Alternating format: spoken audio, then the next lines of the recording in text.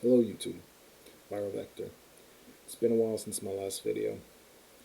I believe my last video was on FPX Zero pathfinding, I believe.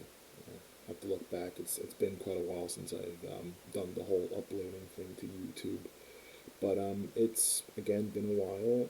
I've been working in the industry for the last 6 years, doing a lot of web development, application development.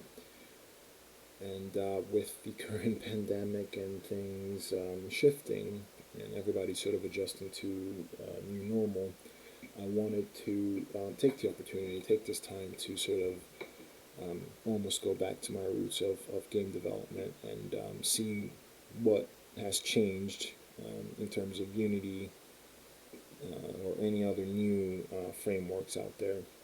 So I have been actually experimenting with Unity and another framework for 2D called Phaser.js. And the reason why I like Phaser.js is because it allows you to do your game development on HTML5 canvas.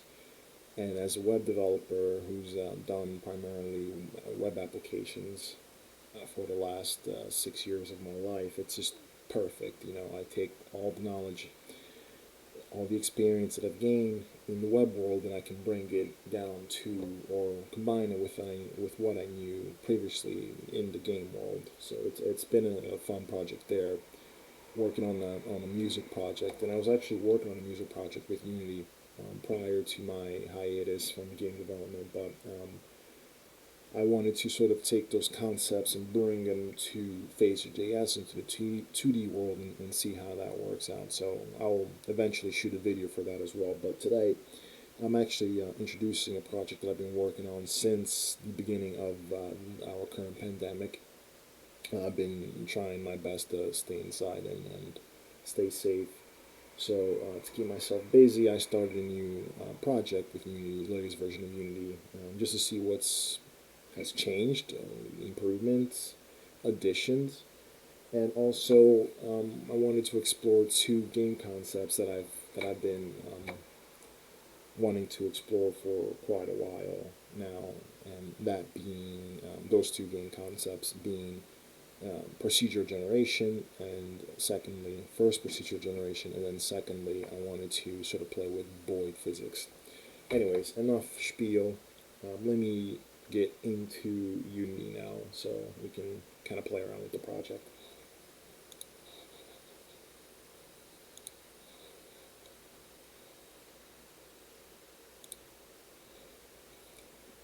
Alright, so here we are in Unity, latest version of Unity. So I actually don't know what's a good starting point. I was last working on the menus and sort of working with Unity Canvas, but I guess I'll give a brief synopsis of the project. So the idea here, I'm building an infinite runner.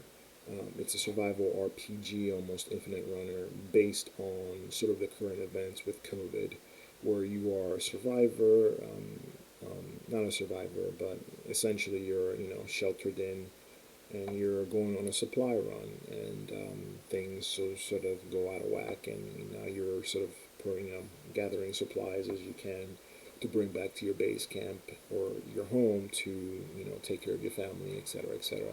I'm still working the semantics of the story. It's just there for filler. Really, what I'm working on is the mechanics, or what I really care about is the mechanics of the game. But again, it's an infinite runner. It's supposed to have sort of an atmospheric feeling to it, environment. It's procedurally generated, the environment, continuously running.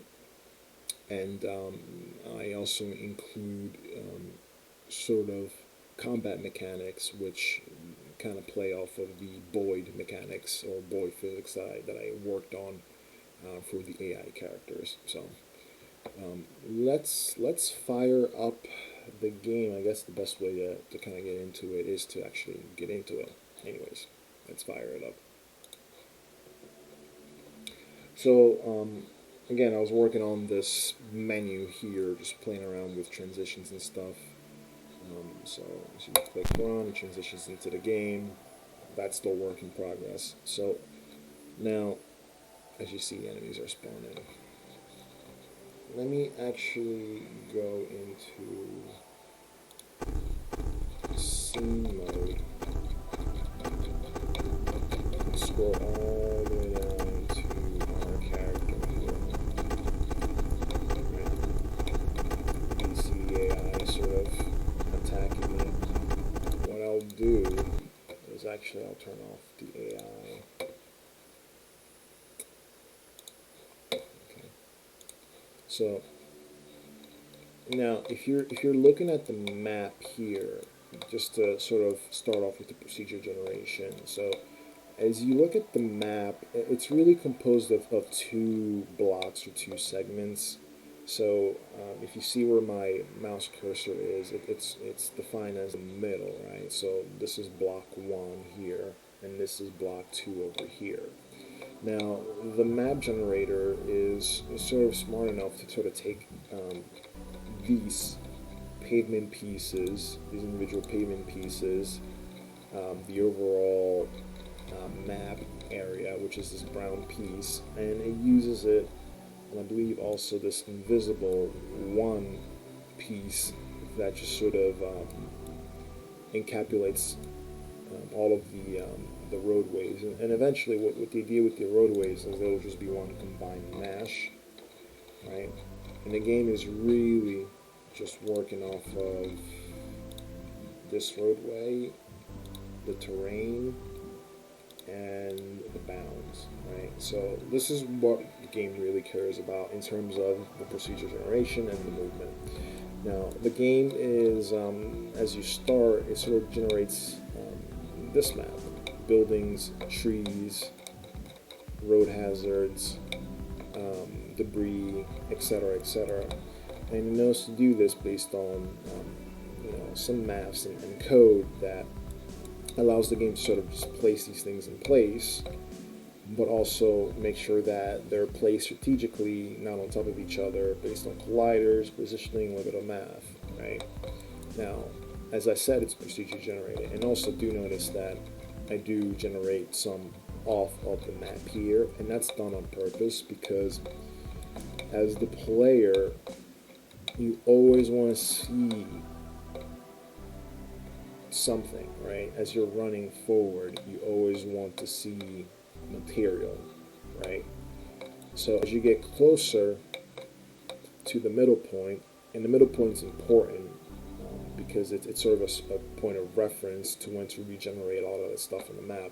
So once you get to the middle point, you're here, and you're still able to see a good chunk of map plus additional stuff in the scenery. So when the regeneration happens, and I'll explain how that works. So when regeneration happens, you don't get any pop-in.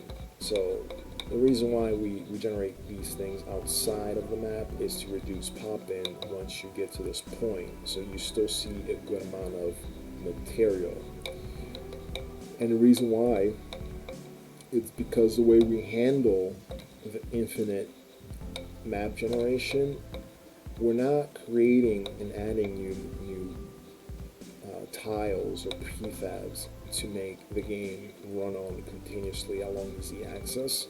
What we're doing is once the player hits a certain point, we're just resetting him back to 0, right? Once we reset the player back to 0, we're now tasked with moving everything over, so it's still in relation to where the player is. So once the player gets to this point, we move him back to 0. This building still needs to be that close to the player. These trees still need to be close to that player. So all this stuff behind them either needs to be shifted back or it's disappeared, put back into a queue. And all the stuff that's in front of the player needs to be shifted back with the player. Hence why we make additional items outwards here. That way when things are shifted, there's enough material to cover at least one segment plus additional, so the player never sees any real pop-in. There's no materials are just instantly appearing after the player has shifted or while the player is moving. It's a long-winded explanation, but I feel like I needed to do that. Anyways, so as you see, every time I restart, I get a different map configuration, right? Everything is just procedure generated. And it's set up in a way where at this point I can just literally go into the map generator and just add additional modules. Let's say I wanted to add another building, right? I would add the additional building. I'll set the dimensions of the building. I'll give it the prefab, and I'll give it a density. And density relates to how many do we want to have sort of pre-instantiated, or at least how many do we want to have on the map at once, right? So that's what that controls. So each element, each item, each prop has a density. So hazards, we have smoking fuse. So now, as I add more items, it will take care of placing them, making sure they're well separated, making sure there's enough but not too many of them, and it'll take care of putting them, the ones that have been generated, back into a queue to reuse once the player has reached that intersection point we talked about. So once again, as you see, every refresh correlates to a new map configuration. So now, as you see, as I'm running,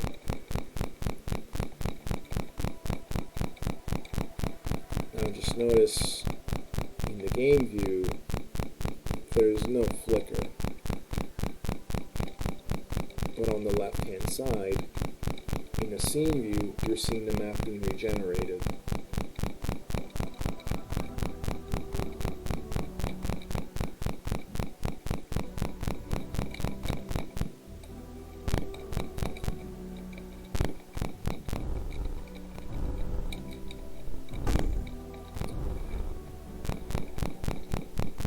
Okay.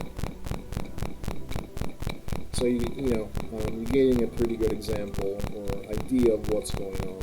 Now, one thing that's interesting about this Infinite Runner that I've always, or at least one issue that I've always had with other Infinite Runners, is that you don't really get full control of the character. You're sort of limited to just swiping left and right, up and down, which it makes sense on a handheld, but sometimes if you want to play a game that's a little more involved, it would be nice to be able to really pinpoint exactly where your character is going. So what this game does is allow you to actually control your player.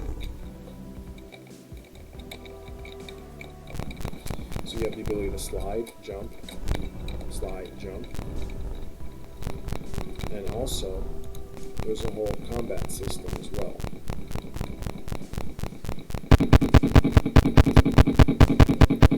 It's still a work in progress, but you have a katana and a nail gun. You can also slide kick.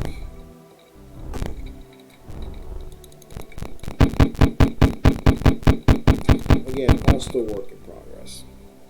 Now,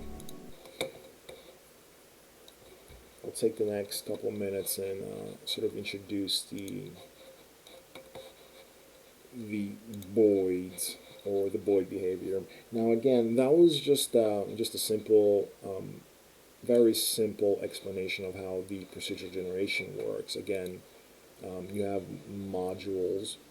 Modules have colliders, and you're essentially using the colliders and the sizing that you put on the module controller that I showed earlier to sort of designate how much space each module is going to take. So the game manager, the map generator, will take all that in consideration, understand where each one is supposed to go. So it knows to place certain modules on the terrain, it knows to place certain modules on the roadway, right? Because those are obstacles versus environmental items. And as the player moves from 0 to an intersection point, the game takes care of cleaning up anything that's behind the player after a certain number of steps. Now, the game itself also limits the player from going back too far, as to then be able to see the barren map behind him. This all can be adjusted if the game needs for the player to go back even further, right? So again, as the player moves from 0 to intersection point, map items are cleared, placed back into a queue.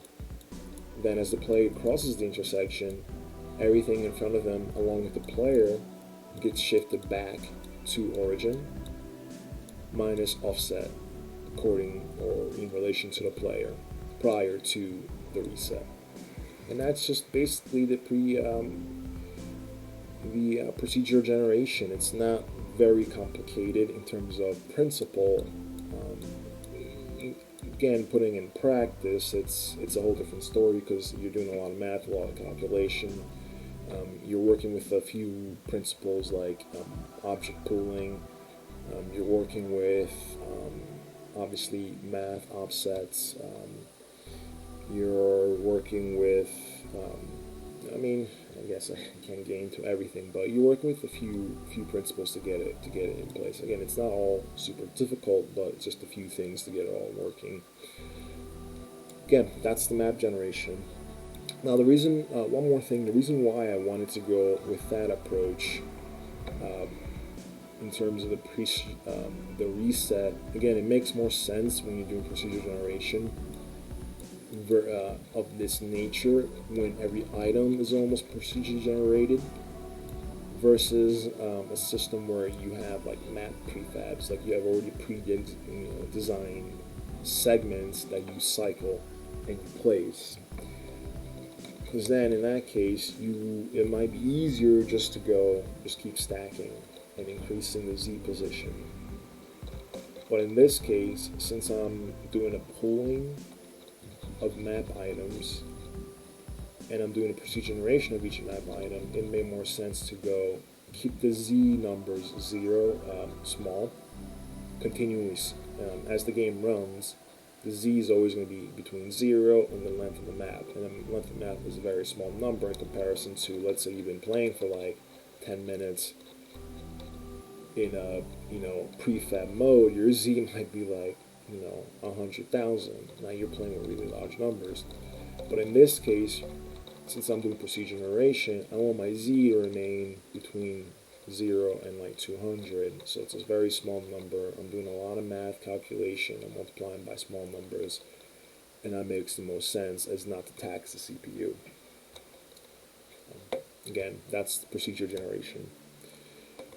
Again, I promise to take 5 minutes or less to explain the voids, because it's more of a show because it's not really much to explain there. It's just a simple flocking algorithm that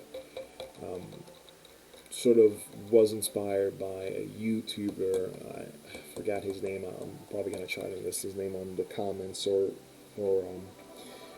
video info.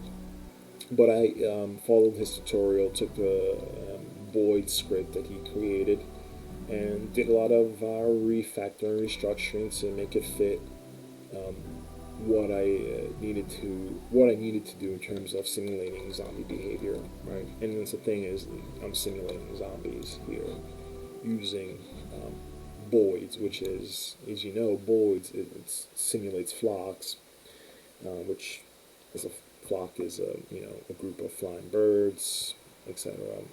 So a herd. It makes perfect sense to use a void script to simulate a herd. Anyways, so let's run it. So these guys. So the whole animation collision avoidance system with these guys. So as you can see, they kind of get spawned from underneath the map, and then they make their way towards the player. Now they're only set to avoid obstacles that are directly on the roadway. Anything that's outside the roadway, so anything that's on the main terrain, they don't avoid. They only avoid anything that's within this, and that's just to kind of keep the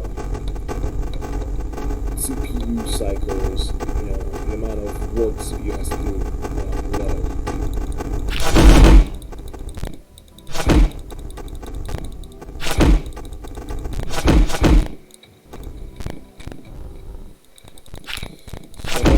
animation system set up. It works with the AI, the player, the weapons. Still a little buggy. There is some weapon locking while you're shooting. It's not perfect, but it helps. It still needs a little bit of work, obviously. But as you can see, in terms of the Boyd script, it's not very easy to notice it, and only because I've adjusted it to sort of work more in relation to what I needed to do for zombies chasing after the player, avoiding obstacles, etc., etc. And also notice that the AI characters also get taken care of if they're too far behind the player. So that's also a thing.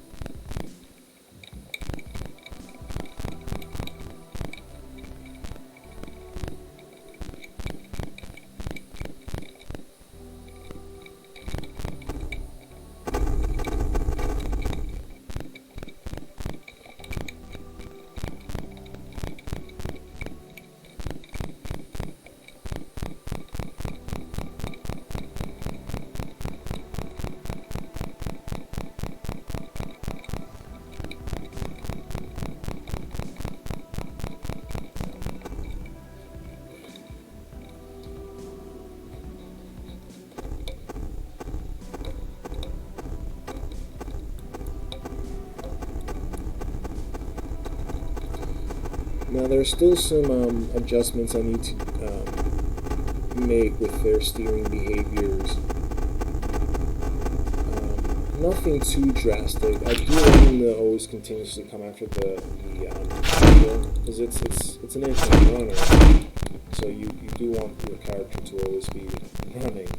So the incentive, since you have free control in this to not run or run, unlike any other runner, your incentive to keep running is you don't want to get wallowed up by a swarm of zombies, and if you fall, then you're pretty much screwed. So that's your incentive to keep running.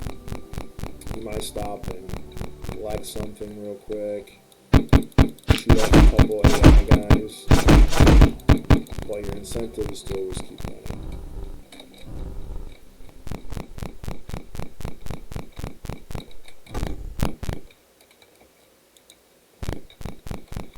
Now I need to add an animation so when you slide into them, they get knocked back. If you slide kick, the AI gets knocked back. So that's, and also prevent that from happening. At this point, they're just cycling through a whole bunch of spawn points that are placed on the map. So there's no real intelligence into how they're spawned. It's more of, hey, spawn here, spawn there, spawn there, spawn there, spawn there, spawn there, spawn there. Okay. That's, I think, all I have to show for now. Thank you for watching.